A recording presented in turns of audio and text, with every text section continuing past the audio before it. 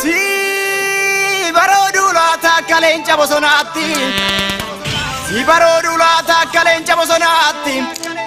Dhugaadhaaf yoo du'ammaan lubbuun harka Rabbiiti. Dhugaadhaaf dhaabbanna dhugaan naman gattu.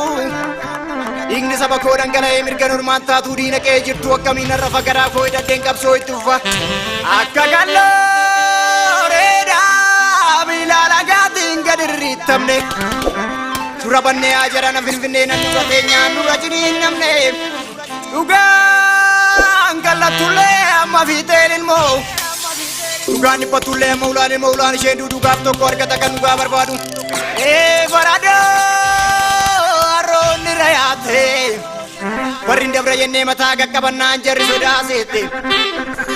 Waa garoo beenjaamne galaana darbuun eeganiin tokkummaan qabsaan malee dhiiroo bilisummaan argani.